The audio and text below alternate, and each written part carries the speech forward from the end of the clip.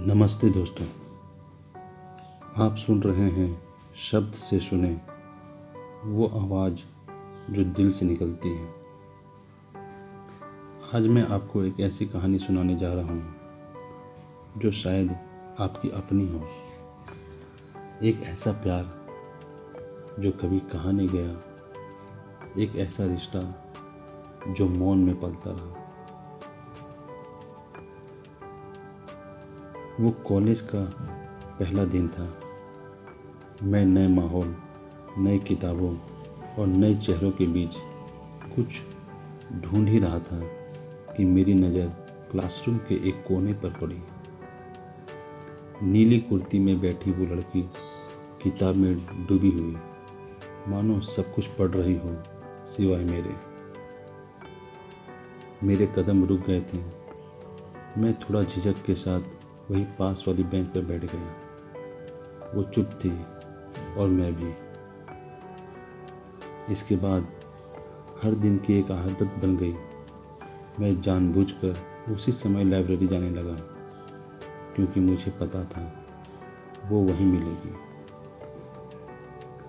वो हमेशा खिड़की के पास बैठती थी, वहीं जहाँ धूप की एक पतली सी रेखा किताबों पर पड़ती थी। मैं उससे कभी बात नहीं करता था, बस किताबें उठाता और एक कोने से उसे देखता। हमने कभी कोई शब्द नहीं बदले, लेकिन हर बार जब उसकी नज़र मेरी ओर उठती तो ऐसा लगता था जैसे बहुत कुछ कह रही हो। एक दिन हमारी किताबें आपस में बदल गई।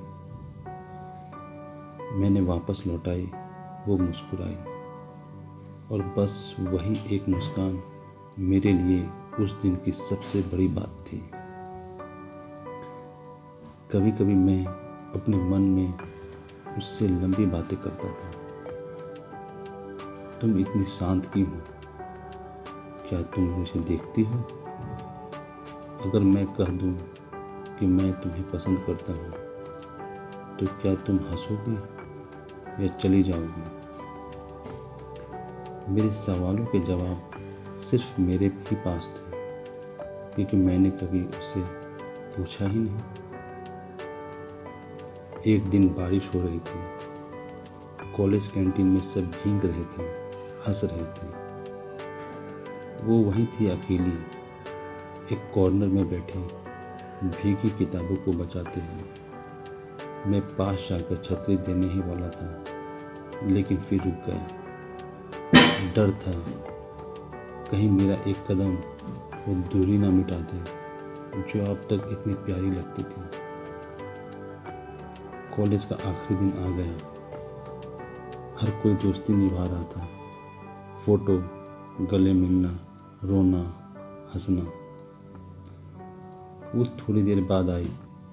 उसने चारों ओर देखा और फिर मेरी तरफ देखा। हमारी नजरें मिली। वो मुस्कुराई थोड़ा देर तक और फिर चली गई। कोई बात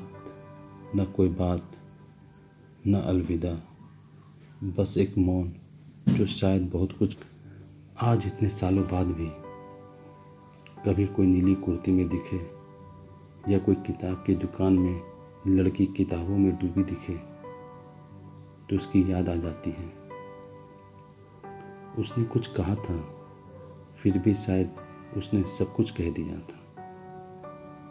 अगर आपको ये कहानी दिल को छू गई हो, तो एक पल के लिए आंखें बंद कीजिए और सोचिए, क्या कभी आपके साथ भी ऐसा हुआ है? अगर हाँ, तो ये कहानी सिर्फ मेरी नहीं, हमारी है। शब्द से सुने और फिर मिलेंगे एक नई कहानी के साथ। तब तक के लिए अपने खामोश एहसासों को जिंदा रखिए। धन्यवाद।